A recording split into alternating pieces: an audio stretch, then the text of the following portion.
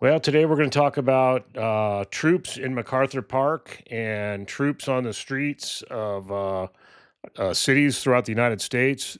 What's to come, what's happening, why they're doing it, and stuff like that. Welcome to Marxisms. Welcome back if you've been here before. Welcome if it's your first time. And please like and subscribe, but do not hit the notification button because notifications are annoying.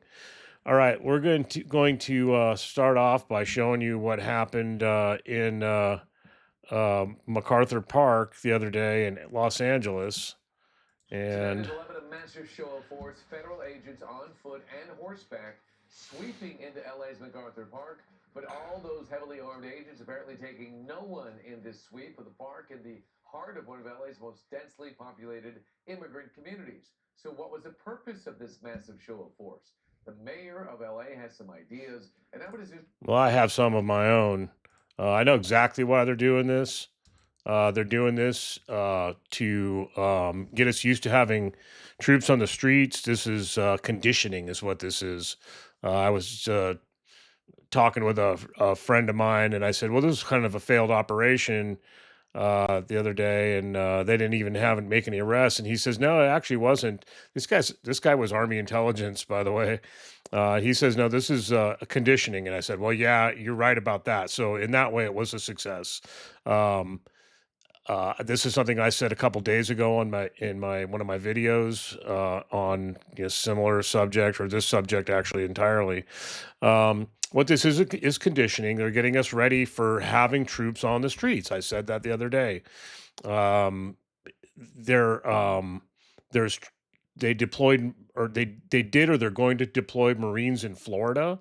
They've already deployed National Guard to, I think, Houston in Texas. And I don't know, Texas doesn't care, I guess. I'm sure some of them do. But or maybe it was one of the other cities. I can't remember which city it was, but San Antonio, maybe. I don't know what. Maybe it's one of the more liberal cities. Maybe Houston's that. I don't know. Um, I'm surprised, and I shouldn't say this. I'm surprised that Portland hasn't yet. I mean, things have been pretty heated up there, um, because of it's kind of a an Antifa, anti-fascist hotbed. Um, which is a good thing, by the way. Actually, they're very smart. They're very politically aware. People think they're just a bunch of dumb kids running around. They're actually pretty. They're very politically aware. They know what's going on, and they see what us boomers and Gen Xers don't see. We're more conditioned in that respect. I'm not. I've always been a thinking person. I've always been one to think for myself. I never did well in school. I did well on tests. I did well. I never did any homework. So I always got really poor grades in school, but I always did really good on the tests. And in fact, my mom had gone to school when I was in high school and was talking to the principal or vice principal, and she's going, "Well, I guess Mark's just not a student." And he goes, "Well, I beg to differ." And he reaches in his desk and he pulls out my SATs and slides them across the table. And my mom's looking at him like, "Oh my god!" It's like, so it's like I was learning stuff, but I was not learning. I was not learning the bullshit that I was being taught. I was bored with that stuff. I learned that stuff easily, and I was delving into real history, real politics, uh, um, real writings of people and stuff like that. Even back then, people later on Facebook are going, "Oh wow, you're so. When did you start getting educated?" Because I was out partying and stuff with them, and I said I was doing this at the time. My good friends called me the bookworm because they knew, but it's not something I advertised because that wasn't cool back in those days to be really into books and stuff like that. But I was.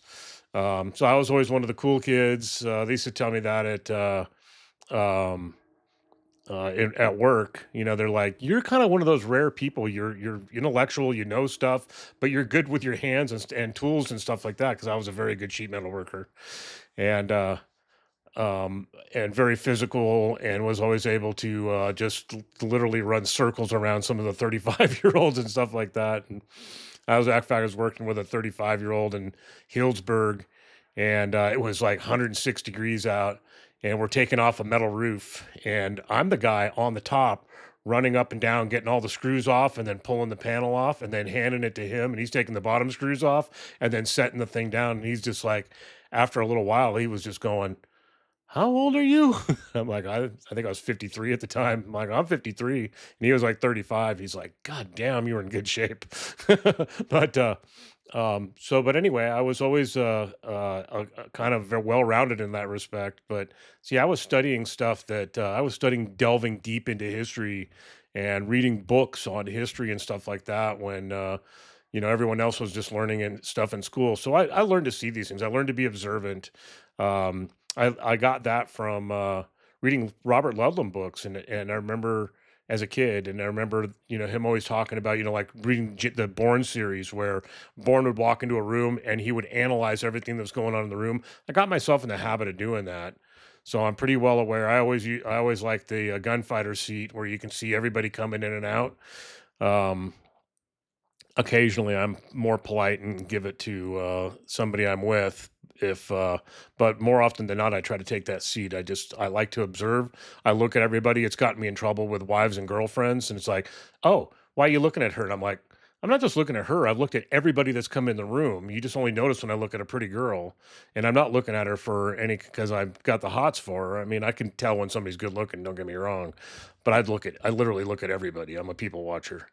But so anyway, just putting out the fact that I'm actually a pretty observant person, and pretty well aware of why things happen. I've kind of studied psychology and whatnot. This is psychological. This is what they're doing here is they're getting us prepared for and doing it little bit at a time. They're putting them in liberal places so that MAGA doesn't have a shit fit.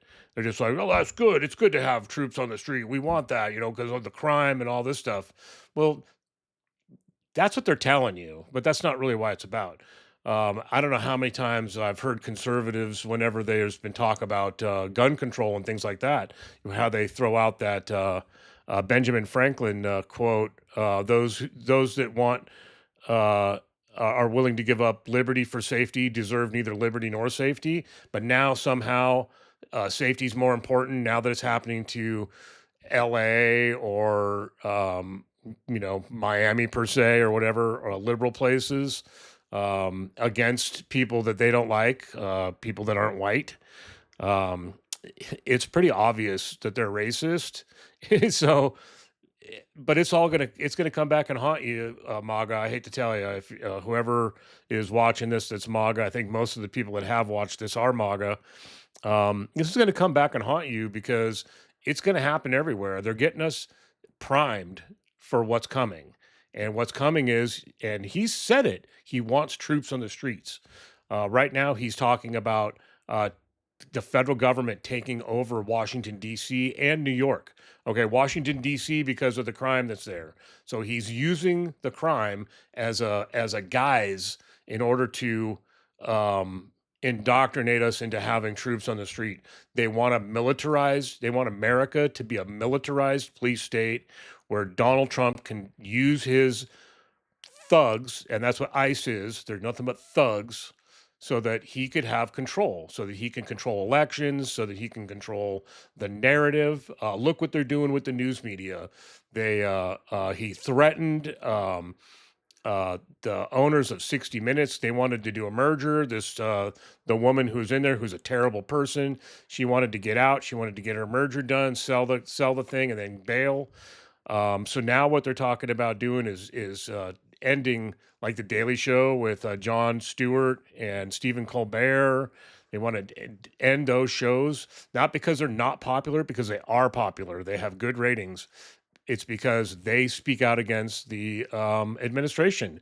They're going to do the same thing to Jimmy Kimmel. I mean, there is no greater champion for patriotism in this country than Jimmy Kimmel, and Jon Stewart and Colbert as well, definitely. Um, and this is what's going on. They don't want any opposition. They're going to put troops in the streets and they're going to control the media. They're doing that. In fact, there's investigations into the 60 Minutes merger because basically it's bribery. They paid off Trump so that they wouldn't. be prosecuted or have any kind of and so that well mainly so that they could have this merger go through. So they basically paid him off when there's no way he could have under normal circumstances before the Supreme Court has basically chopped the balls off the courts in this country.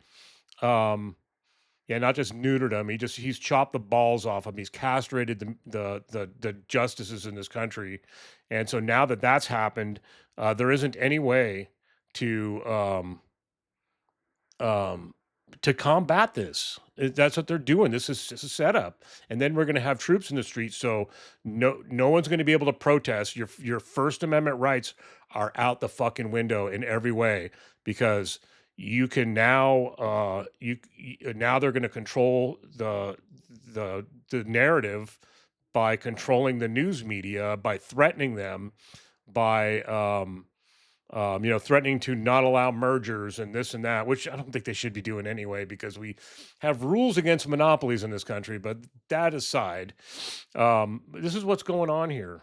That is being used as a hammer against free speech, against the freedom of press.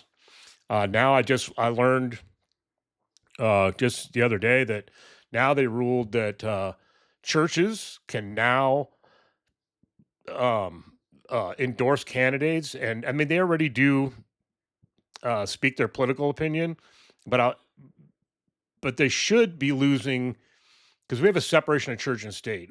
They should be losing their tax exemption for doing that, but this Supreme Court doesn't want that because they know most of the churches are going to be on the side of Trump. Because let's face it, the churches are corrupt. I mean, the Jimmy Swaggarts of the world and the Joel Osteens and whatever, they're just capitalists. They're not real. They don't really care about God.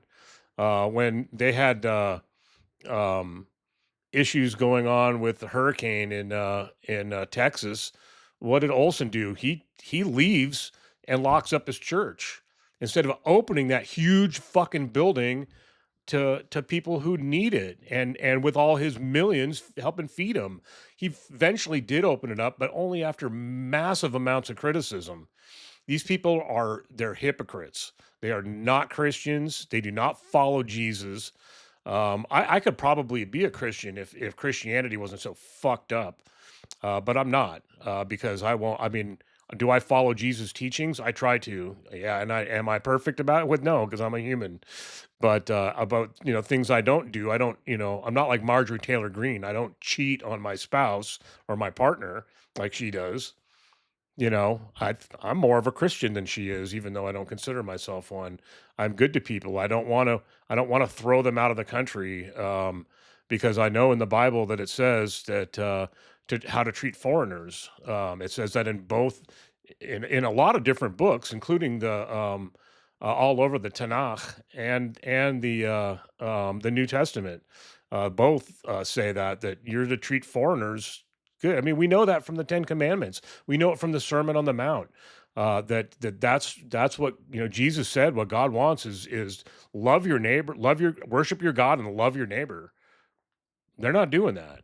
They're not even really worshiping their God. They're saying that they are by going to church, but that's not really worshiping your God. Being good to all his people, that's would be worshiping God, not declaring that because you're a different religion you get to be killed or tortured or have your land taken or whatever. That's not Christianity. That's not what Jesus. That's not Jesus along with Jesus's teachings. That's for damn sure. But so this is what's going on. They are now conditioning us for having troops in the street.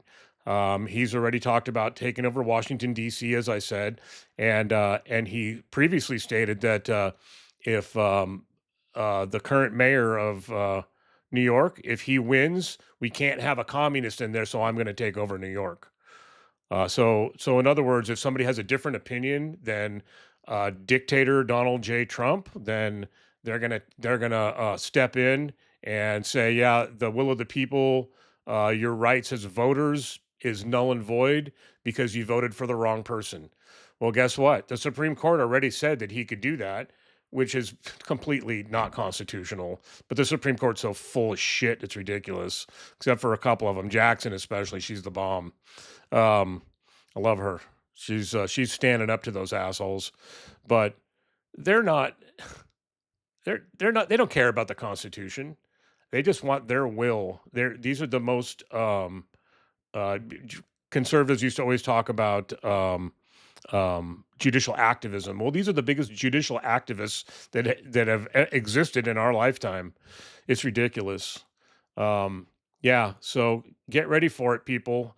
More and more, they're going to take city after city, and when you have protests, which we need to continue, they're going to come out and say and shut them down. You know, even if they're peaceful, they're gonna either do what they always do in these situations and you know shoot somebody with a rubber bullet and then cause violence to happen by starting the violence themselves, which is what the police do.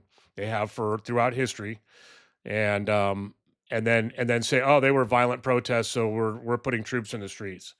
Um, yeah, we got National Guard on the streets in Texas. We've got National Guard and Marines on the streets in California, Florida. They're sending Marines into the streets to help ICE. And like I said, they're right now they're doing it in they're in non-law enforcement positions, but that will change.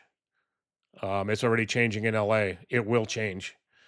So this business in MacArthur Park, that's all this was. It's so that they're getting the MAGA idiots to cheer because they don't realize it's coming to them. This is like Nazi Germany. It's like, well, I'm not going to say anything because I'm not a communist. Now they're coming for the socialists, but I'm not a socialist. Trade unionist? No, I'm not a trade unionist. I don't have to worry. Yeah, eventually they're going to come for you. Eventually you're going to wake up one morning and you're going to realize that there's troops in the streets in your town. You don't have freedom of movement. You don't have freedom of speech. You don't have the freedom to protest, and it's going to be too late. You guys have already let it go too far because you're fucking blind. MAGA is fucking blind. And they're hypocrites because they've been raving about the Constitution and being patriotic all this time, but you're anything but. You're traitors. You are traitors to the Constitution and you are traitors to this country. I'm calling you out. And you're going to realize it one of these days, and it's going to be too fucking late. Anyway, to the rest of you, peace.